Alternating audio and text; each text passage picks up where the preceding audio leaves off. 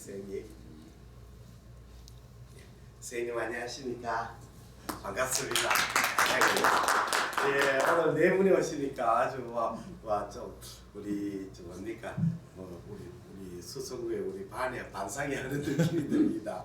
오늘 네 분하고 사관 초파에 대해서 강의를 하겠습니다. 오늘은 슬라이드를 가지고 할까 싶었다가 한 이렇게 그림을 그리는 가지고 한번 할까 싶습니다. 그리고 이걸 선생님은 나중에 다 캠코더로 찍어가지고 드리겠습니다. 그리고 실습할 때도 좀 캠코더로 좀 찍어주세요. 그걸 또 선생님한테 드릴 테니까 보시면 복습하는 효과도 있는 것 같습니다. 이걸 제가 해보니까 선생님들이 상당히 좋아하셔가지고 제가 요새는 빔보다 이거 가지고 많이 합니다. 그럼 빨리 진행하겠습니다. 소관 초파의 중요성. 소관 초파 굉장히 중요합니다. 왜 중요하냐면 우리가 두 가지로 정리합니다. 첫째는 의학적으로서는 우리가 내시경은 위 점막밖에 볼 수 없지 않습니까? 위 백을 볼 수 있는 거는 CT나 MR 초파죠. 그리고 우리 임상의사가 매일 모든 케이스로 CT, MR 할 수 있는 건 아니지 않습니까? 그래서 소화관 초음파를 하게 되면 우리 점막안은 못 보지만 소화관 백을 볼 수가 있고 소화관 백 주위에 있는 병변을 볼 수가 있습니다. 그러니까 우리가 내시경을 할 줄 알고 초음파를 할 줄 알면 소화관이 바깥 안 다 볼 수 있다 하는 그런, 쉽게 말하면 요리를 먹을 때 포크하고 나이프 다 가지고 있는 것 똑같습니다. 그거는 이제 의학적인 중요성이고, 두 번째 중요성은 이제 현실적으로 우리가 환자들이 초음파하는 환자들은 간 초음파, 췌장 초음파 이런 거는 로컬에서는 그야말로 이제 마음을 먹고 오는 환자들이 아닙니까? 그런 환자 그렇게 많지는 않지 않습니까? 그러나 이제 배가 아파오는 환자들은 굉장히 많습니다. 일상적으로 배가 아프는 환자들을 우리가 소관 초음파가 어느 정도만 할 줄 알면 이 많은 질환을 룰아웃 할 수 있습니다. 그래서 소관 초음파가 굉장히 유용합니다. 그러면 이제 우리가 소관 초음파의 검사 기법인데, 소관 초음파의 검사 기법은 원리는 쉽게 말씀드리면 소관은 정상 소관은 가스하고 분변이 많기 때문에 잘 안 보이는 경우가 많습니다. 그러나 소관이 병변이 생기면 이 영상에 이 8가지 인명이 생기면 잘 보이게 됩니다. 그래서 극단적으로 말하자면 우리가 환자한테 소관이 잘 안 보이면 정상이고 잘 보이면 뭔가 병변이 있다는 거지요. 네, 그렇게 생각하시는 게 편합니다. 그래서 소관 초음파의 가장 방해꾼이 가스입니다. 공기입니다. 그렇기 때문에 어떻게 하면 소관 초음파는 가스와의 싸움이거든요. 그래서 이 가스를 밀어내는 것이 가장 중요합니다. 이 그레이디드 컴프레션 테크닉, 쉽게 말하면 전진 압박이라고 하죠. 우리가 아픈 환자에다 배에다 초음파를 그대로 갖다 대면 환자가 통증이 굉장히 심하기 때문에 환자들은 획절을 하지 않습니다. 그래서 소관 초음파할 때는 서서히 단계적으로 컴프레션 해가 이 소관 주위에 있는 가스를 밀어내고 그 다음에 프루브하고 병변하고 거리를 짧게 하는 거죠. 이걸 함으로써 또 이제 우리가 컴프레션을 하면서 환자의 통증을 알 수가 있습니다. CT하고 초음파의 차이점 중 하나가, 초음파가 좋은 점은 우리가 이제 CT는 이 병변 부위가 진짜 아픈 부위인지 아닌지 알 수가 없지 않습니까? 그럼 초음파는 보면서 아프세요? 꽉 누르게 아파요? 안 아프세요? 우리가 확인을 할 수 있죠. 그러니까 내가 보이는 이 병변이 실제로 환자가 아파왔는 그 병변인지 아닐 수도 있거든요. 그걸 감별할 수 있는 점이 아주 소관 초음파의 좋은 점입니다. 그리고 이걸 하기 위해서는 그레이디드 컴프레션 테크닉을 써야 됩니다. 그 다음에 이제 우리가 소관 초음파의 다시 기초를 이야기하는데, 소관 초음파는 그러면 어떤 에코로 보이냐? 파이브 레이어라고 보입니까? 그러면 파이브 레이어로 보이는 메커니즘을 한번 다시 복습을 해보겠습니다. 자, 여기가 내강입니다. 내강이고 소관벽에 초음파 빔이 와가지고 딱 부딪힙니다. 우리가 초음파는 이 음향 매질이 차이가 강할 때는 그 부분에는 경계면에는 고에코가 됩니다. 그렇게 이 초음파가 물질을 통할 때 A 물질하고 B 물질이 경계분에 A 물질, B 물질이 음향을 통과하는 임피던스의 차이가 없을 때는 그냥 그대로 지나가는데, 두 개가 차이가 많을수록 반사가 많이 돼가 고액포로 보입니다. 그래서 이제 첫 번째 여기에 우리가 앱세리움하고 이 내각하고 음양 계면차가 굉장히 크기 때문에 제1층 고액포로 나옵니다. 그래서 제1층 고액포는 내각하고 앱세리움하고의 만나는 음향 임피던스의 차이에 의한 반사로 고액포 나옵니다. 그 다음에 제2층은 저액포로 나오죠. 왜 저액포로 나오냐면 무스큘라리스 무코사 이게 저액포로 나오죠. 그 다음에 요 앱세리움 밑에 요 디프 무코사 요까지가 이제 저액포로 나오게 됩니다. 그러니까 1층 고액포는 반사의 코고 2층 고액포가 진정한 이제 그 우리가 해부학적 구조를 반영하는 에코입니다. 이게 이제 무스큘라리스 무코사가 굉장히 중요하죠. 그 다음에 제3층이 우리가 서브 무코사인데 제3층이 고액코로 나옵니다. 그러면 제3층이 왜 고액코냐? 이 제3층의 서브 무코사는 루스 알레올라 스트럭처입니다. 이게 아주 폭신폭신한 스폰지 같은 구조물인데 안에 뭐가 들어있냐면 여기에 뱃설, 림파티, 너무 온갖 구조물이 다 들어있는 소위 말하면 우리 도로에 말씀을 케이블함 같은 그런 구조죠. 자, 그러면 초음파 빔이 여기에 통과하면서 선무코사를 통과하면서 반사를 굉장히 많이 하게 됩니다. 그래서 언제든지 생각이 되게 제가 초음파를 처음 배울 때 오해했는 게 초음파는 딱딱한 물질은 고액코고 소프트한 물질은 저액코다. 아니죠. 딱딱하든 소프트하든 초음파 빔이 잘 통과하면 저액코고 초음파가 반사가 많이 되면 저액코가 되죠. 그렇죠. 그러니까 초음파가 루스 알레올라스 무코사는 루스 알레올라 스트럭처고 이 안에는 각종 너브, 림파틱, 메인 뭐 오만개 구조물이 들어가 반사를 많이 하기 때문에 고액코입니다. 그 다음에 우리가 머슬층은 저액코죠. 우리 몸에서 초음파 가장 저액코로 나오는 게 혈관은 무액코고 그 다음에 머슬이죠. 머슬은 only 머슬만 돼 있고 치밀하게 딱 돼 있는 거죠. 그래서 초음파가 저액코로 나옵니다. 그 다음에 서브시로사, 시로사는 어떠냐? 이것은 전부 다 파이브로스 티슈 아닙니까? 파이브로스 티슈, 섬유 조직입니다. 섬유 조직은 초음파에 반사를 많이 하죠. 그 다음에 초음파가 일로 빠져나오면서 이 월하고 주위 조직과 또 음양 계면차가 있죠. 그래서 제5층은 고액코로 나옵니다. 그러면 제5층이 고액코로 나오는 것은 파이버 티슈 플러스 월을 통하면서 주위 조직하고의 음양 계면차로 생기는 고액코죠. 그래서 우리가 소화가는 파이브 레이어로 보이죠. 근데 현실적으로 우리가 초음파를 볼 때는 파이브 레이어가 다 보이는 경우는 좀 드물죠. 내강에 물을 채우거나 이런 특수 경험 말고는 대부분 다 3레이어로 보입니다. 그래서 컨벡스 프로그로 스토막을 이래 보시면 스토막에 이렇게 엔트로 있는 부분에 보시면 요렇게 보이죠. 그래서 여기에 고액코로 보이는 층이 제3층이고 그 밑에 저액코로 보이는 게 제4층이고 요 밑에 고액코로 보이는 것이 5층입니다. 3, 4, 5 보이죠. 그 중에서 제일 중요한 게 제3층 서브무코사입니다. 그래서 우리가 소화관을 볼 때 맨날 따지는 것이 청구조가 유지됐나 안 됐나 이걸 이야기를 하게 되죠. 청구조가 유지되면 고액코, 청구조가 유지되느냐 안 되느냐 따지죠. 그래서 우리가 소화관 배경을 볼 때는 이 연속되는 두꺼운 고액코층을 찾고 그 바깥에 연속되는 저액코층 3, 4층을 찾는 게 제일 중요합니다. 그 다음에 이제 우리가 소화관 초음파 영상이 8가지 영상이 있습니다. 근골격계 초음파를 제가 조금 공부해본 적이 있었습니다. 옛날에.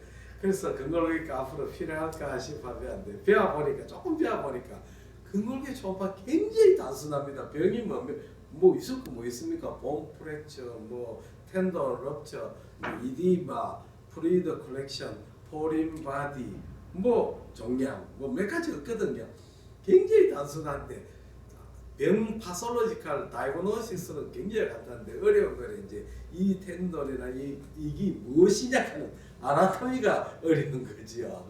우리는 이제 소아과는 이 스캔하거나 이걸 트레이싱하는 게 어렵지 병면 자체 진단은 굉장히 쉽거든요. 이 단순한 이 8가지 영상으로서 다 끝나 이 8가지 영상 외에는 없습니다. 자, 첫 번째 뭘 보느냐 우리 소아과를 볼 때 내강이 확장된 장면 굉장히 중요하죠. 내강이 확장되고 백은 안 두꺼워진 경우 내강이 확장된 경우는 이제 그 내강이 두 가지가 있죠. 밑이 옵스트럭션 돼가지고 위에가 딜라테이션 되는 경우 있고 옵스트럭션이 안 되더라도 톡신이나 바이러스나 뭐 이런 거에서 내강이 일레오스가 오거나 또는 내강이 여러 가지 시크레션이 많이 돼가 어쨌든 백이 비유되는 거죠. 예, 내강 확장이죠. 그 다음에 백 비유가 있습니다. 백이 두꺼워지는 거죠. 백이 두꺼워지는 것은 원인이 결국은 이제 백이 두꺼워질 때는 이 백이 두꺼워지는데 백이 두꺼워지면서 청구조가 유지되느냐 제3층, 제4층이 보이느냐 안 보이느냐 중요하죠. 제3층이 유지되고 4층이 유지되면서 두꺼워지는 것은 대부분 인플레메이션, 어큐트 인플레메이션이죠.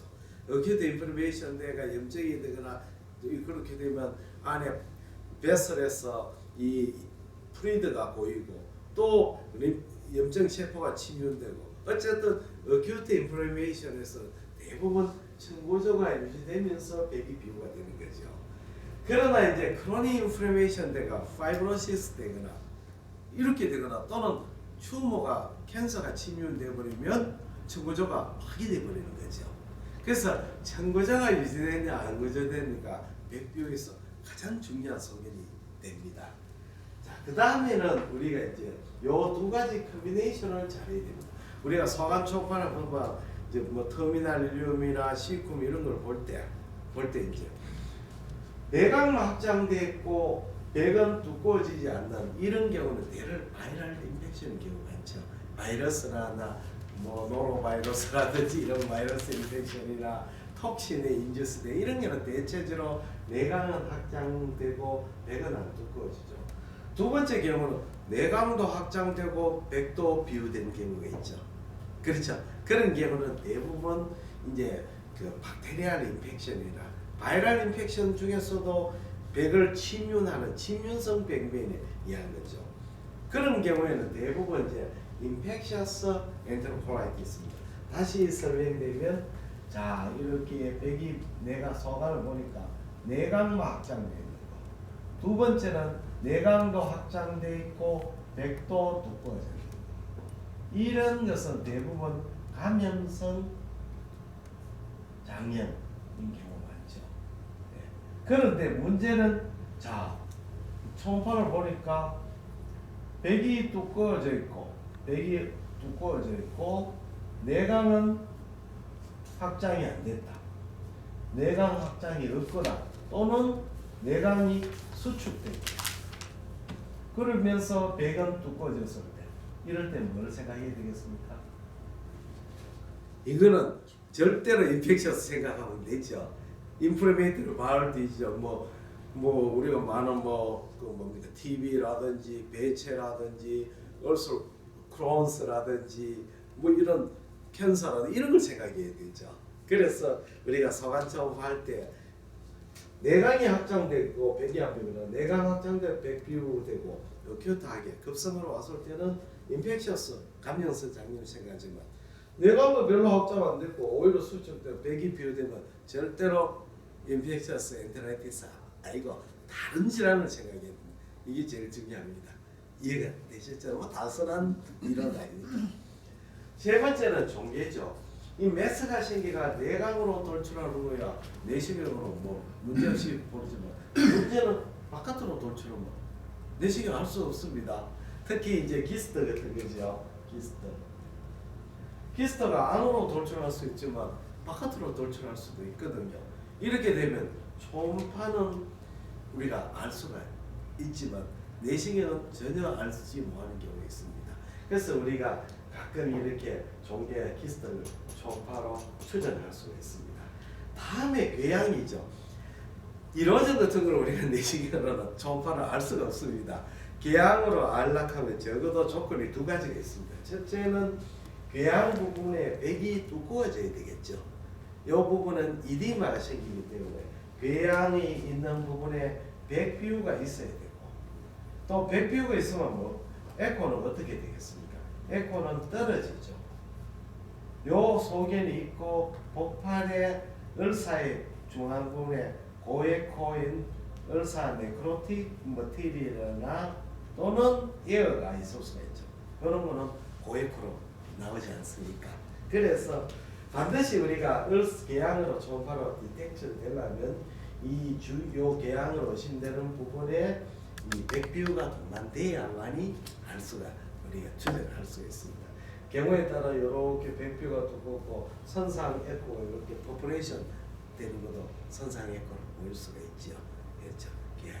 그래서 계양 에코하고 구별해야 될 거는 가끔 우리가 계양이 아닌가 싶어가 오해할 수 있는 유로의 소금백을 보는데 요게 선상 에코가 고에코. 요거는 소관 내강에 있는 가스 에코거든요. 가스 에코가 마치 고에코거든요.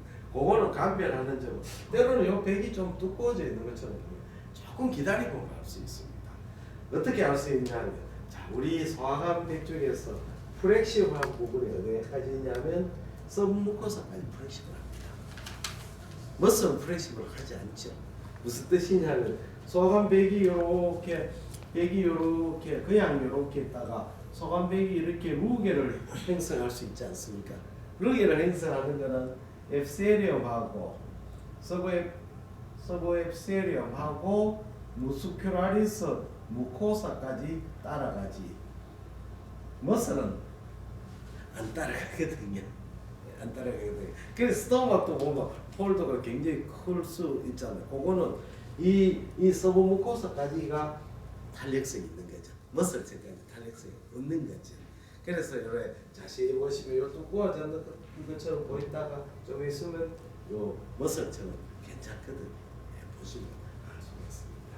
자, 그 다음에는 다섯 번째 이물상이죠. 이물상 크게 두 가지가 있죠. 우리가 그 피토베조아, 스토막의 피토베조아 이럴 수가 있습니다. 피토베조아 보면 한 번만 보면 대부분 알거든요. 선상 에코니까 쫙 섀도우가 보입니다.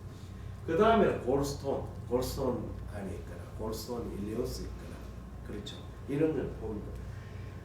그 다음에는 중첩상이죠. 인터셉션이죠. 이쪽이 프록시말이고 이쪽이 디스탈인데 이렇게 이제 이 여기에 리딩 포인트에 뭐 림프노드 소아인 경우는 림프노드 있거나 또는 여기에 튜머가 있거나 이렇게 되면 여기 리딩 포인트가 이렇게 소관이 이쪽으로 밀려야 되거든요. 인터셉션이죠. 인터셉션. 요즘은 인터셉션 좀 적은 것 같아요. 옛날에는 제법 많았는데 요즘 인터셉션. 그 다음에는 우리가 이제 그 돌출상이죠.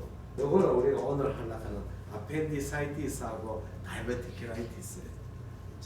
여러 개 소환 내강이고 내강에서 바깥으로 돌출하는 여기에서 여기에 막혀버리면 다이버티큐름이나 아펜디스 똑같죠. 위에 보면 다이버티큐라이티스하고 아펜디사이티스 사천이죠. 그렇지 않습니까? C급에서 다이버티큐름이 아펜디사이티스입니까? 맞지 않습니까? 근데 아펜딕스는 사실은 우리가 지금 필요 없는 장기라 하지만 우리 그 조상들이 고기를 많이 안 먹고 초식을 풀을 많이 먹고 이럴 때는 아펜딕스 굉장히 유용한 장기였습니다. 안에 세균이 많이 있어가지고 초식 동물은 아펜딕스가 굉장히 발달이 되었습니다. 발달이 되는데 우리가 고기도 먹고 이러니까 잡식으로 바뀌니까 앞에 역할이 점점 줄어들어 버렸죠. 다이버티큐럴 사이트나 아펜디스 사이트 사실은 두 개 똑같은 거죠. 근데 아펜디사이티스는 염증이 생기면 수술해야 되는데 다이버티큐라이티스는 메디컬 트리트먼트 원칙 아닙니까? 왜 그럴까요? 그거는 당연하죠. 다이버티큐는 구멍이 넓기 때문에 꽉 막혔다가도 저절로 잘 빠져나오죠. 그렇지만 아펜딕스는 들어가는 입구가 좀 좁죠. 좁아가지고 막 한번 꽉 막히면 잘 빠져나오기 어렵습니다. 그 다음에 또 차이점은 뭐냐면 아펜딕스는 거기에 림프 폴리클이 많거든요. 그게 염증을 일으키고 림프 폴리클이 증식되고 이래가 막히면 잘 빠져나오고 꽉 더 쫄아져 보거든요. 그래서 다이버티큐름은 무기업자인데 머슬이 있기 때문에 들어갔다가도 그냥 빠져나오죠. 이렇게 입구가 좀 헐렁헐렁한 거죠. 예, 예. 그래서 다이버티큐라이티스 메디컬처럼 아펜디사이트 서지컬 치료하죠. 그 다음에 마지막 8가지 소견이 중요하죠.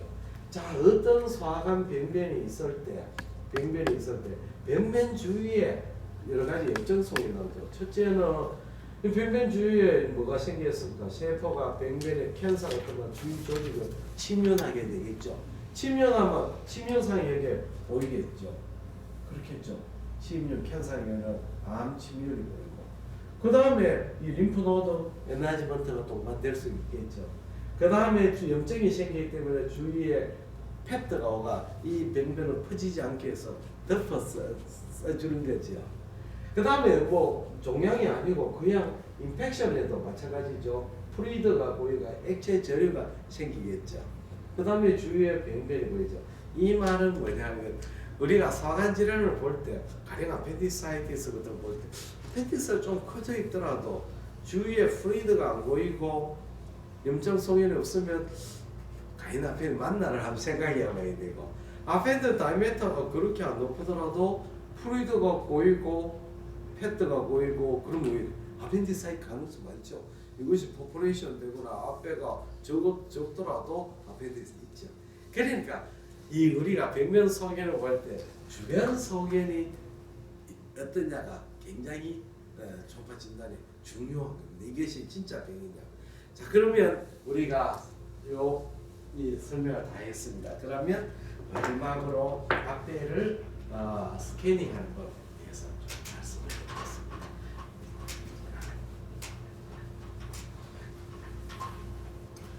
사실은 우리 소화관 초음파에 제일 중요한 게 아펜딕스죠. 아펜딕스가 소화관 초음파의 꽃이죠. 우리가 소화관 초음파에서 결정적인 진단을 할 수 있는 질환이 대표적인 게 아펜디사이티스, 다이버티큐라이티스죠. 이거는 뭐 CT나 초음파 비슷한 정도의 에큐러시가 있는 거죠. 센시티비티는 물론 떨어지지만 에큐러시는 굉장히 높은 검사입니다. 그러면 아펜디사이티스 충수염을 진단하기 위해서는 우선 충수를 찾는 것이 중요합니다. 그러면 이제 같이 한번 얼른 설명. 아펜디스를 찾는 것. 아펜딕스를 찾을 때 이렇게 C꿈을 찾아야 돼요. 아펜딕스가 C꿈에서 기시하니까요. 그래서 아펜딕스를 찾기 위해서는 일단은 키드니부터 해가 종난상을 봅니다. 그러면 종난상을 보시면 이렇게 리버가 있고 라이트 키드니가 있고, 여기 이제 아펜딕스가 여기에 뭐가 있냐면 어센딩 콜론이 있습니다. 어센딩 콜론이 보이죠. 여기 하우스가 나고. 자, 이 놈을 찾아가 키드니 찾고 어센딩 하우스를 따라가 쭉 프로브를 밑으로 내려옵니다. 내려오면 어센딩 콜론을 따라 내려와가 요 밑에 소아스 머슬이 라이소아스 머슬이 있고, 요쪽에 만나는 부분이 C꿈이죠. 요까지 따라옵니다. 그러면 선생님들이 물어요.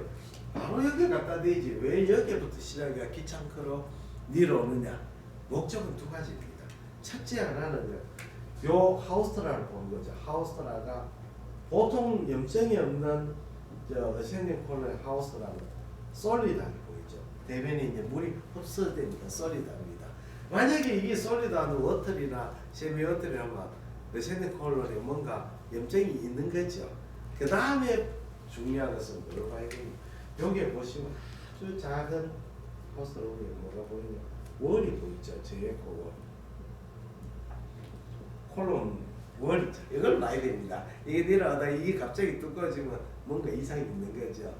그래서 이걸 내려다 보면 뭐를 찾느냐면 어센딩 콜론 캔서를 찾고, 그 다음에 다이버티큐라이티스를 찾아내는 거죠. 다이버티큐라이티스는 어쩌고 월이죠.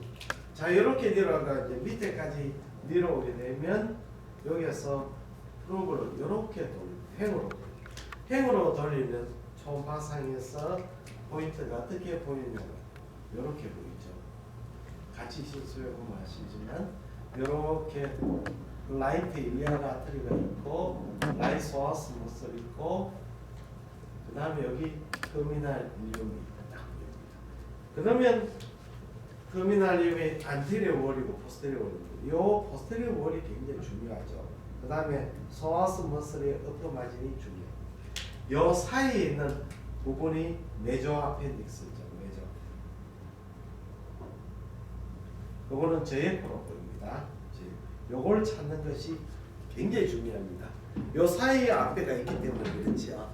그 다음에 앞배를 기시부를 찾으려면 조금 더 밑으로 내려와 가지고 안식의 방향으로 돌립니다. 그렇게 되면 초음파에서 어떻게 보이냐면 자 라이소아스 머슬 위쪽에 터미널 일리움 있죠. 여기 안테리어 월, 포스테리어 월이 여기 만나죠. 여기 IC 발구가 IC 발구고 요 연결되어 있는 부분이 C쿰이죠.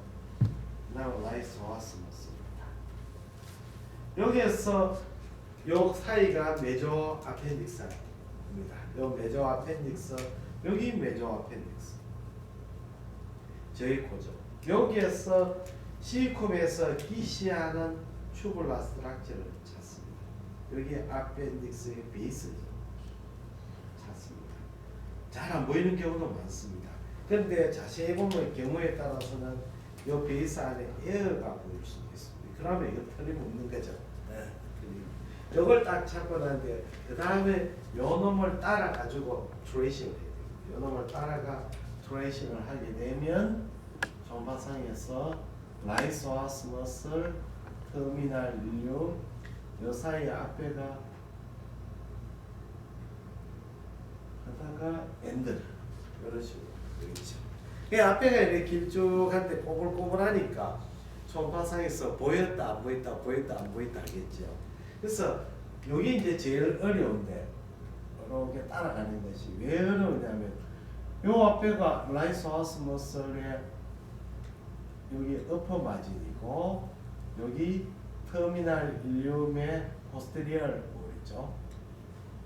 여기 앞에 아펜딕스입니다. 그러니까 아펜딕스를 찾으려면 터미널 일리움 포스테리얼하고 소아스 머슬의 어퍼 마진을 찾아가 그걸 두 영상을 하나면이죠. 그렇죠. 그래야 메조 아펜딕스 나니까 그 사이에 나라나는 고에코 튜블라 스트럭처를 찾아야 되는 거죠. 그래서 그걸 따라 끝까지 보고 그 다음에는 요 프로브를 각도를 더해가 종단상을 이거는 앞에 아펜딕스의 종단상이죠. 종단이죠. 요거는 프로브를 어떻게 되냐면 이렇게 된 상태죠. 자, 프로브를 반시계 방향으로 돌려버리면 이렇게 됩니다. 여기에는 어떤 소개를 보이냐면 자, 여기 라이소아스 머슬이 되고 요거는 터미널 일리움입니다. 요 사이가 메조 아펜딕스가 됩니다. 저의 부분이죠. 그게 요 부분이죠. 거기에 라운드 투 오발 스트럭처입니다. 요런 스트럭처가 이렇게 보여요. 여기 아펜딕스죠. 이렇게 찾는. 그러니까 아무데나 찾는 게 아니고 터미널 일리움 소아스 머슬 사이에 만드는 스페이스 메조 아펜딕스에서 라운드 투 오발 스트럭처. 그래서 자세히 보면 아펜딕스 어떻게 보이냐면 요렇게 고에코가 보이고 그 다음에 저에코가 보이고 고에코가 보이죠. 요 고에코는 서브무코사 3층이고 요 저에코는 머슬층이죠. 4층이고 그 바깥에 고에코는 약한 고에코입니다. 5층은 시로사 서브시로사죠.